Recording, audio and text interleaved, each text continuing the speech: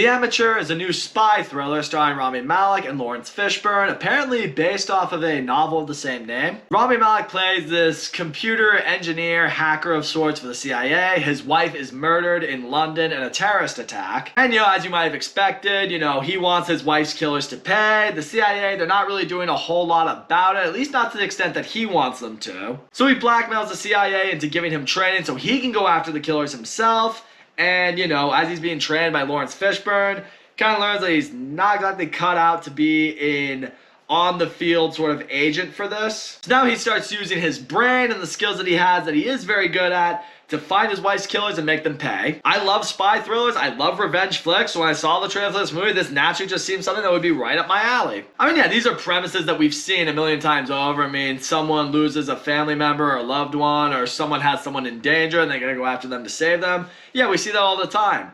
But you do it the right way, it's great. Starting off with what I liked in the movie, thought Rami Malek was good. I totally bought into him as this very introverted, awkward, reserved guy, clearly loves his wife, and his wife is taken from him. You feel like the reason he's going on this mission isn't just because he wants his wife's killers to pay, but you really feel like his wife was truly everything to him. Like, his wife is gone, his home doesn't feel like home anymore, his life doesn't feel like it has meaning to himself anymore, like all he has for himself is bringing down the men who killed his wife. But you also completely buy into the fact that he's not physically someone who's cut out to go hunt down his wife's killers and physically bring them down. At least not to the extent that most people would. He's not ready to go Liam Neeson on these guys' asses. There's one moment in particular that I really like between him and Lawrence Fishburne that I thought really stuck out to me as Lawrence Fishburne's trying to train him. He says something to him, it's like, I can't train you to do what I do no matter how much I try. Just like you could never teach me to be the hacker that you are no matter how hard you would try.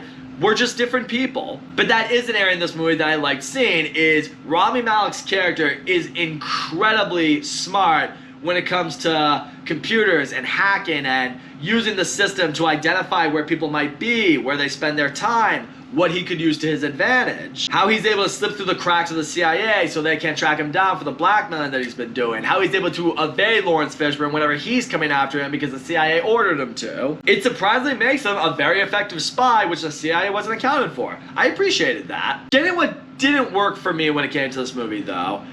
This movie is undeniably a slow burn, and there are people out there who say this all the time, they don't like long movies. That's not true. What you mean is you don't like slow movies. This is undeniably a slow movie, because this movie undeniably moves at a snail's pace. It starts off, you learn about Rami Malek and his wife and their life together, and then she's killed, and then it's him trying to figure out how the CIA is gonna help him, and then him making the CIA try to help him, and then him figuring out what he must do to find these guys, and it's a very long, drawn-out process before anything really goes down. Like, the whole time, he's going through his training and the training's not working, or he's doing his hacking thing, he's trying to find some answers for himself, and the whole time, I'm kind of just there, I'm like, okay, can we get to the part where there's revenge? What makes matters worse for that is when we finally do get to revenge, the problem is, the trailer reveals what the majority of the revenge is. Because when his wife was murdered, only around, I think, 3 or 4 guys were involved in her assassination, and in the trailer, we see how he takes out 2 of them. So what sucks is when he finally confronts one of them, we know exactly how this person's going to die, how he's gonna off him, because we've seen it in the trailer. So unfortunately, in that sense, the marketing in the trailer for this movie showed too much, but the problem was the movie didn't offer enough. The movie also tried to throw in some characters here and there, and I'm not entirely sure if they really knew what to do with them. Like, Jon Bernthal's in this movie. I love Jon Bernthal. He's a great actor, and he's great for movies like this. The problem is, he's only really in a couple scenes. He just talks to Rami Malek a couple times, and you kind of ask yourself, it's like, okay, what was the point of this character even being here? Did they need him here? I feel like you could have cut his scenes out entirely. The movie would have been no different, just a little bit shorter. That just seems kind of wasteful. You get a guy like Jon Bernthal in there, and they're not going to give him a bigger role?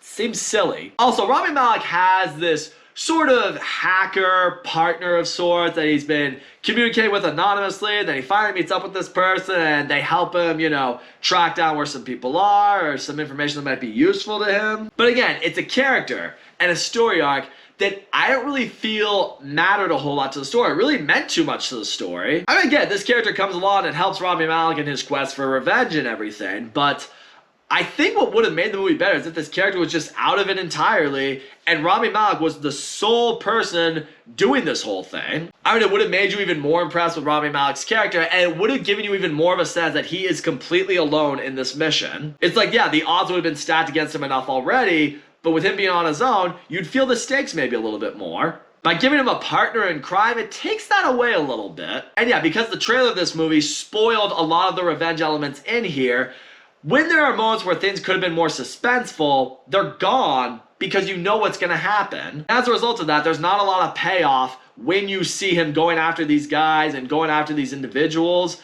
There's just not, because you know what's going to happen. As a result, it makes the movie feel even more drawn out than it already was. And yeah, when you get to the final act of the movie, I'm kind of sitting there like, man, it's been a long ride. This better really pay off for me. The truth is, the ending's also pretty anticlimactic, if I'm being honest with you. I appreciate a monologue one character gives, how, you know, they're talking about what Rami Malek has been doing and how he's been executing people, and how it's like, when you directly kill someone, you lose a piece of you, part of you is just gone, like your soul gets broken or something like that. But in his case, because he was never doing it directly like that, he sees himself as different. It was a monologue that I undeniably appreciated. I actually thought it was pretty heavy, but that wasn't enough for me to justify sitting through a pretty boring movie. So all in all, that's just it. The Amateur, it's a pretty unfulfilling, slow snooze. Rami Malek was solid in this movie. I liked his character. I liked seeing how he's not cut out for certain fields of being a spy, but he's very much cut out in the other sense of it. I thought Lawrence Fishburne was good in the movie. I mean, I like the dynamic between him and Rami Malek. The revenge elements in this movie would have been a lot cooler if the trailer hadn't given it away. I really wish the pace in this movie was done a lot better. There are characters that are kind of just shoehorned into this movie for the sake of having a certain actor in the movie. I don't think they needed any of that in there. I wish I could say the movie brought it all home at the end, but it really couldn't. And in the end, this is the type of revenge flick that just didn't have any special to it. It was just pretty generic. So with that, I'm going to give this one a 4 out of 10, which makes it background noise at best. Good Lord, this has been such a depressing year for movies so far. I mean, we're almost a third of the way through it, and I haven't seen anything that's got me really jacked to talk about. Not saying there's been a lot of shit necessarily, but a lot of underwhelming movies, a lot of forgettable movies. And that stinks. So that's all I gotta say, guys. Thank you so much for watching my video. And as always, don't forget to leave a comment, like, subscribe, and I will see you all next time.